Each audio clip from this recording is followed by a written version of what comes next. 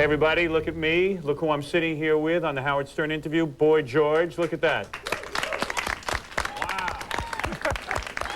I didn't think it would ever happen that you would be here. This is a lot of people are excited about Boy George and Howard Stern meeting. In fact, we met in the hall briefly. I've heard a lot about you, actually. Yeah, and all bad things, right? No, I've heard from that you're evil to you're really intelligent. Yes. I mean, just all across the board. Well, you know what? Same kind of things people say about me. Exactly. At the end of the interview, I'll ask you for your impressions of me. And I know you're always honest, true? Well, I wouldn't be able to tell you what you're like after one meeting. Oh, yes, you would. Believe me. With me, I have to have dinner. An instant dose of dinner after the show? Fascinating. But yet you saw me in the hall for the first time and you said, I didn't expect you to look like that. True? Yeah, I thought you'd be kind of...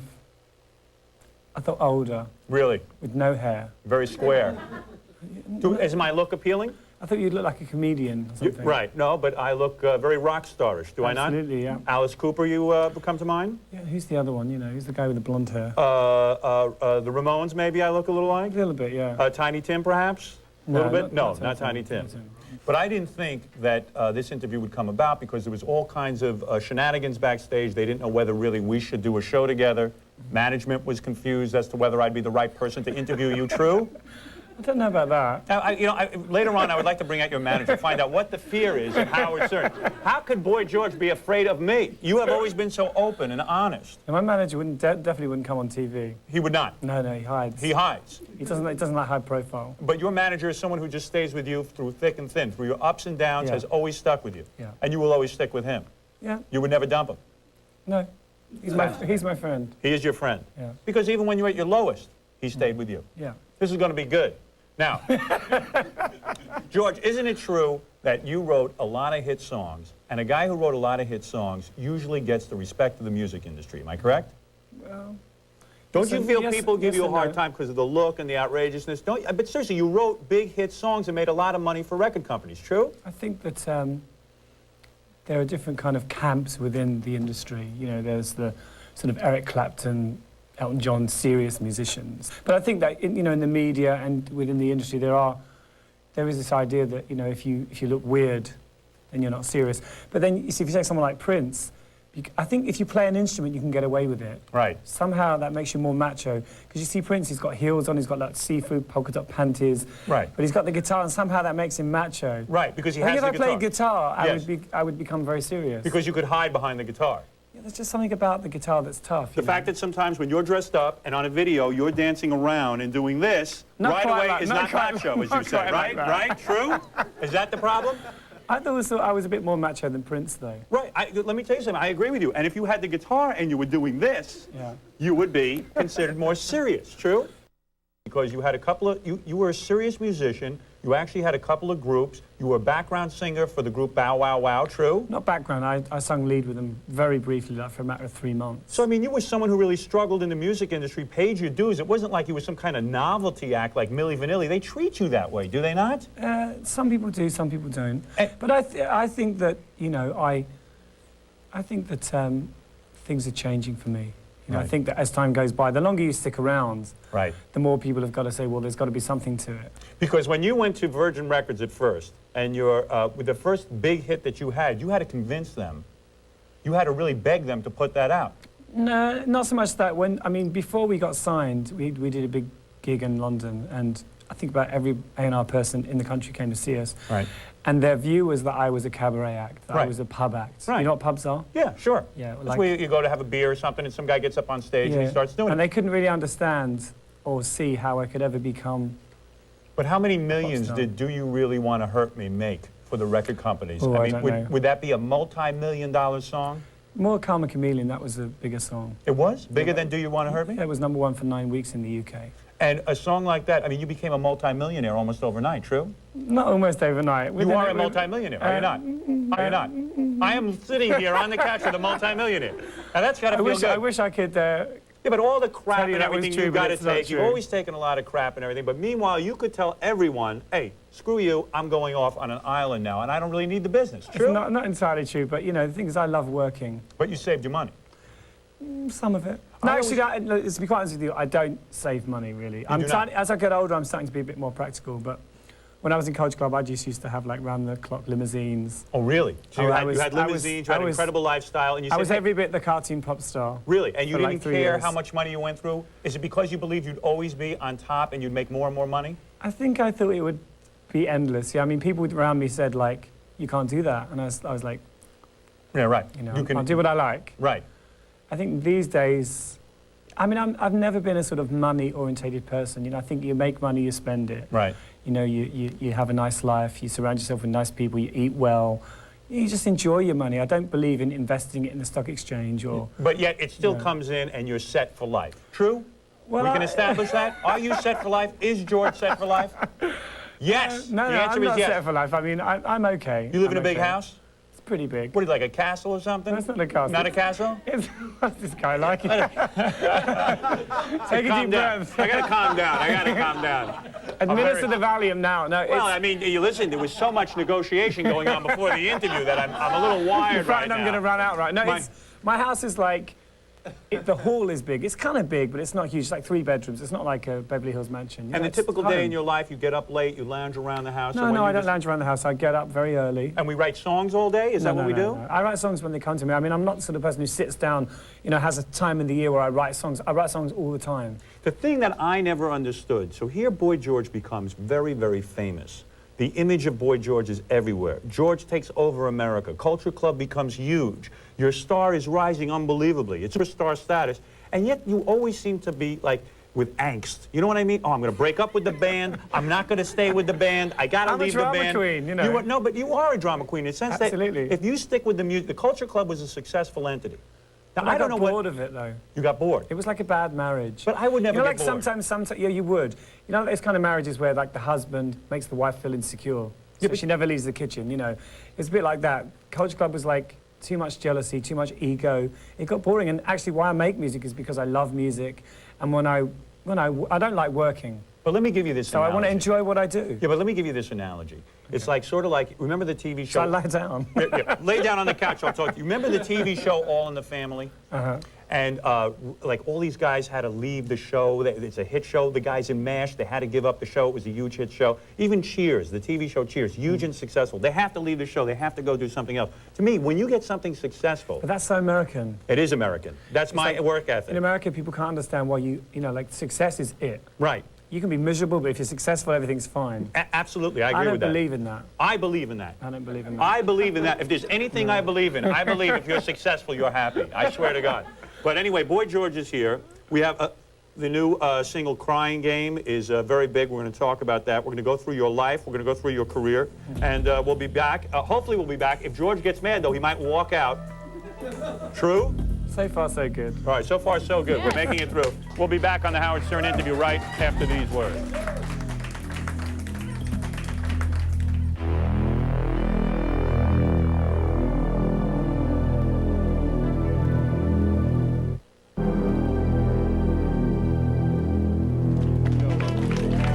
Hey, look at that. We're back. There he is, Boy George. And the look has evolved. True? Well, yeah, I think that's the ticket. Boy George now with the short hair. Shorter hair. Thinking of growing longer hair. Well, just a little bit, yeah, on top. I said this to George during the commercials. I was looking at pictures of George throughout his career. Take a look at some of these pictures because you'll find that everyone thought George was so outrageous when he came on the scene now. Okay, this look right here to me is your best look. This I like. Now this is early on, right? Yeah, that was a kind of multicultural look. Now you see that look? I'm telling you, a lot of rock stars. But everyone's got that now. Everyone's got that now. But when you So- came out, everyone was like, oh my God, look at this guy. There's something wrong here, right? This was totally shocking, They were totally right, outrageous. But yet you have to admit that there are a lot of bands now copying that look, right? Well, yeah, fashion has become a lot wilder. When I came to America the first time with Culture Club, we did some show, it was a small show, and everybody was wearing flares and open neck shirts with wide lapels. Right. And I was like, I felt like I was in the Twilight Zone. And I was just looking at these people thinking, what are they going to think of us? And we went out and they were just looking at us like we were freaks. I mean, there was still a lot of people wearing flared trousers then. Right. But, So we were like aliens. yeah, but the thing with you is you never cared. When you were 15 years old, you were walking around in high school or whatever it was you were in at the time. You're at 15 years old, you're walking around dressing like that. Well, I've always, you know, fed off, confrontation. Yeah, but didn't you want to conform? Didn't you want to be accepted by all the other kids? No, because I think people who conform are the ones that are insane. So you got to admit you're a pretty special person in the sense that you had the balls to go ahead and wear these kinds of clothes as a guy in high school. I know in high school, I only wanted to look like everyone else just so I wouldn't get hassled. I had a period of like trying to look like everybody else, trying to be like everybody else, you know, and I think when I got to about the age of 11, I realized that it wasn't for me. You know, I really wanted to get away from where I lived. Right. All I dreamt about was being somewhere else. I mean, I used to go and hang outside David Bowie's house in Beckenham. Just to be seen there? Not just to be seen there. There were a lot of other people like me there. A lot of freaks, right. People that dressed up. So it was like being part of a family. Yeah. Now you have gone. Now you're a whole new look. Let me just talk to you about these go shoes. Ahead, yes. I had these shoes made, and I've wanted these since I was 11. Can you see those? Here, George, let me show that. Let me worship at your feet. First of all, you painted your nails. That's got to be new. You never did that before, did you? I borrowed the nail varnish off the secretary at your front desk. Oh, did you really? Let me tell you something. This is beautiful. This is unbelievable. I'm not used to seeing nail polish and hair on the same foot. You know what I mean? And let me just tell you, when I was 11, I saw David Bowie on Top of the Pops doing Jean Genie. Right. One of those songs. Right. And he had these shoes on exactly like this, and I always wanted a pair. And my mother wouldn't buy me them then, right. Obviously, because she didn't want me to get beaten up. Right, right. But you would have worn those in high school. Oh, absolutely. You would have gone to your class. I wouldn't have taken them off. You would have gone to class. I mean, I don't know. Is there anybody else? I think that's tremendously brave now for a second. Either you were insane or you were brave, because to go to high school in that pair of what you call pumps. Yeah. Right. Well, these are platforms. To go to high school and that would be unbelievable. And the pants are unusual, but of course. Now, you've moved into the thing in the middle of the head, which I don't even know what that's called, but I want to find out when we come back. I want to take a break. Because now you've gone into a whole new look, right? This is kind of Nepali look. This is religious. You've become religious. A little bit. You've become conservative in a way. Oh, I don't know about that. See, I don't know. I got to think about this. When we come back, Boy George, Howard Stern interview. We'll be back right after these words. Yeah, I guess that's what we'll do.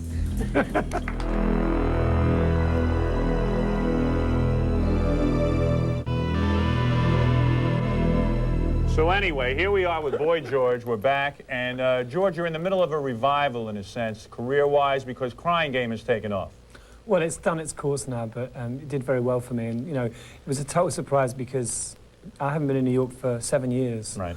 I was here a few months ago. You couldn't come back to New York. They wouldn't let you in the United States. No, I was in America. I've been into America. I've been to LA a couple of times, but I had problems in New York. Right. And I really was a bit scared about coming back here. Because, you know, I lived here for a while. I tell you, anybody would be scared coming back here. It's unbelievable. I can't. There are bullets flying in the streets. I don't know if anybody knows that. Well, I was really scared about it. It was a bit like getting on the horse again. You know, I was very scared. But funny enough, when I arrived back in New York for the first time in 7 years, I was so happy. And I'm really glad to be back, and I love it here. But you you can't be scared in New York because you walk around with an entourage of people. No, I don't. No, there's 20 people traveling. No. Who are these people? I don't go out on the street like this. I mean, when I go out, I just wear a T-shirt and a pair of trousers, and no one bothers me. And you don't attract attention? No. And you once said that you would rather drink tea than have sex? Is that true? Is that a true quote? Well, tea is more reliable. Here we go. For you today, with 30 tea bags in there. There you are. There is your tea. I might overdose. Very nice. You might overdose on that. You know. So now talk about when you were down. In other words, you had a whole bunch of hit songs with Culture Club. You broke out. You went on your own. You went solo because Culture Club was a drag, right? Yeah. Well, it just got boring. Got boring, which I still don't understand, by the way. Well, I was sleeping with the drummer, so. You were sleeping with the drummer, and the drummer split on you, correct? Yeah. All right. So he splits, but couldn't we just get a new drummer? Well, I couldn't. Well, we thought about sort of staying together, but it was too much like an ABBA nightmare. You know, ABBA kind of divorced, and then they. Yeah, but you should never let any man rule your life. You should never allow anybody to have that much control. But it's so difficult to be in a band with someone that you've had a relationship with, and you know everything they do annoys you. It's like sort of living with your ex-wife. But you know that the drummer is the least important member of the band. I always like the drummers. You always like the drummers, but Larry Mullen, U2. I mean, he's the main ingredient in U2. Attractive, you mean? The drummers are attractive. They're attractive and they're sort of strong.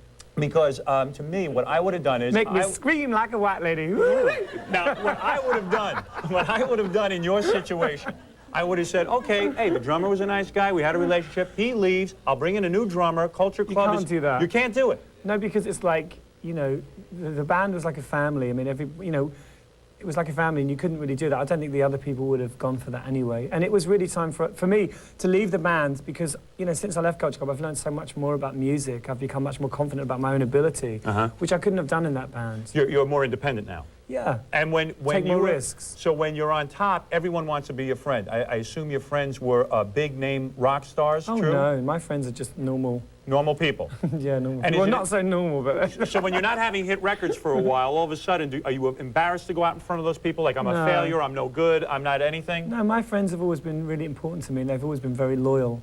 I mean, I'm very loyal to my friends, so I think if you're loyal to your friends, you get that back. And no celebrity friends? I don't think I know that many famous people. You're kidding me. No, No pop stars in England you hang out with? not really. And you know what else is amazing about you? Through all the looks, I never got a sense of your body. You always wear... You're not gonna. No, but you know what I'm saying? You always wear the big outfits, right? You always drape yourself, true? I'm voluptuous. But I'm wondering, though, you're working out now, aren't you? Are you working out? I walk every day. I mean, I'm not a sort of fitness fanatic. You're not a fitness fan? Do you No. eat special foods? You're a vegetarian? I'm a this kind of thing? vegetarian, yeah. So you've lost a lot of weight, true? Yeah. I mean, you're in good shape. Yeah. And yet you would never wear anything clingy or tight. I like, you know, I like to sort of be able to move in my clothes. You like mystery, too? I like to be able to slip them off quickly, you know. I see. Well, this is fascinating. Now, I have failed to get to this dot in the middle of your head. I will find out if But you're this... working your way up. I am working my way up. Thankfully. I want to find out if this is...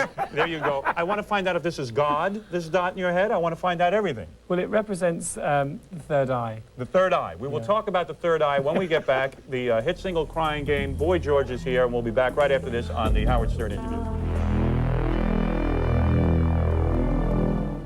I have gone to a new look during commercial break. I don't know if anyone notices. George, I have the eye in the middle of my head, which means, you know what this means, of course, don't you? It means you can see more. No. It means I am a moron. And many people are very excited about this. But this symbol in the middle of your head, this is, you have thrown yourself into religion, am I correct? Not really. I mean, I'm very interested in all religions. I'm very interested in religion, full stop. I always have been since I was a kid. I'm interested in Asian, you know, sort of philosophy and Buddhism, Hare Krishna. But this is really to freak people out too, right? I mean, you're always in search of the next thing, the next look. Well, I always felt that, you know, the Hare Krishnas were rather like myself in the way that they put their head on the block. I mean, you know, if you're a Christian, you can walk around, no one's going to know. Right. If you're a Hare Krishna, you know, you're out there, you're saying, this is what I am, and people can't deal with that, you know, and I quite like that. I quite like the association. So this is part shock value too, because this is a conversation piece to have this. It's the Well, same thing as the lipstick or the eyebrows or anything like that in a way. It's shock value, true? It's a lot more than that. It's I not mean, just theater. It's a lot more than that. I mean, I think religion and theatre are very closely connected. Look at the Pope, look at his frocks. Right. I mean, you know. Yeah, the purple gowns. Look at the Vatican. I mean, that's theatre. You could almost say that the Pope is he's sort of like a drag queen in a sense, isn't he? Is he not? No, in the sense that he wears, I mean in the sense that he wears the big purple robes, he wears a beautiful purple hat, and then on special occasions he'll whip out a frilly number. Am I correct? Is that true? Well, I think that it's very theatrical religion, you know, it always has been, you know, the incense and... I mean, know, yeah, so maybe your water boys. outfits are not that far off from what the Pope might wear, true? A little bit. A little bit. And you know what I thought was an interesting picture while I was doing research for this show? I thought that you once did an appearance on the A-Team, is that correct? With Mr. T? Wasn't me. Wasn't you? I got paid a lot of There it money is. for that. There you are with Mr. T. Was that what it was? Was it the money? I think it was at that time, yeah. But maybe you wanted to try acting. No, it was one of the few... No, that wasn't acting. That was not acting. That was No. acting. I mean, they made... I was supposed to be playing myself. They made me talk like a valley girl. Right. It was like, I had to say things like totally awesome Hannibal and... What kind of money would they... Totally awesome Hannibal. That's it, great. I got paid a good fee for that, but, you know, it was really one of the few things I've ever done in my life for money. Right. And it was a disaster, except there is a great version of it in German, and I do look like I can act really well in German. Really? So watch that one. So that's the good one. I was so stiff on that show. I mean, I just looked at myself, I wanted to cry. It's funny that you did that, but at the time you needed the money? No, I didn't need the money, I wanted it. It just was outrageous that someone would offer you hundreds of thousands of dollars to be on a half-hour episode. It was a lot, and I just thought the idea of it was so ridiculous, I thought it would be fun. Right. But it wasn't, it was a nightmare. And also you had a doll, the Boy George doll. Do you remember this? Yeah, This was like a Barbie doll. I had a few of those. Is that exciting for you? To see yourself like that? To become a sort of a pop icon? And there you are, as a doll. It looks nothing like me though, does it? I mean, come on. And when you would you go to do a live show? Oh, I just realized I saw my eye. I said, what the heck is this going on here? When you would go to do shows, women as well as men would come on to you, true? I mean, you were constantly... Men never came on to me. Particularly my kind of because, you know, guys would be, you know, they have to be kind of pretty loose and unusual to sort of be into Culture Club. Yeah, I got Because you. when we came to America, we were like considered to be like fags and freaks. So Right. people, you know, you'd have to be pretty brave to come to one of their concerts. And guys were afraid to come to your concert because then they would be deemed homosexual, true? Absolutely. We used to lose our road crew weekly. Really? Because everyone said, hey, we're not gay. No, they would get ribbed by other crews on tours, and you know they just couldn't handle it. I mean, it was that. I'm telling you, people used to disappear and go, "Where's the road crew?" And they'd be like, "Well, they changed." They're embarrassed. I mean, you know, when we put our first record out in England, like the radio stations were saying, we can't promote this kind of person. I mean, it was weird. Well, I know guys who have appeared on MTV, and they are told by MTV they look too feminine. They don't look macho enough, masculine enough, and they will not put their video on MTV. That goes on a lot, true? I think it goes on. I think people are desperate to, you know, conform. Right. Still, I think, in a way, we're going backwards. You know, in the early 80s, it was like we were taking these huge strides and everything was being much more kind of free and easy. And I think we're going back. You know, I think that, I don't know whether it's the economics or things are getting more right-wing, definitely. And you are genuinely happy now? Yeah, I'm trying. Now, let's sum up. Are you glad you came here today? Absolutely. You very are. Nice, You're happy. Yeah, I think you're very Well, bright. I tell you, your people were giving me such a hard time. Was I that horrible? No, am I that much of an animal? But you see, I always judge people myself. Yes, I know. I'm always It prejudged. always intrigues me when someone tells me someone's evil or, you know, a bit kind of, you know, what's that thing, Jenny, which I'm frightened by the devil, but I'm drawn to those that aren't afraid. Exactly, and I have often said that myself. And you are now working on a book, is that correct? I'm working on a book called Take It Like a Man. Yes, and I am working on a book. Which is going to be issued to all the military guys. Yes, Take It Like a Man. That's an obvious sexual reference, is it not? It's a play on words. I got you. Boy George is here. Nice to meet you. Thank you. Thanks for coming on the Howard Stern interview. And buy the new single, Crying Game. And we'll see you next time on the Howard Stern interview. Thanks a lot.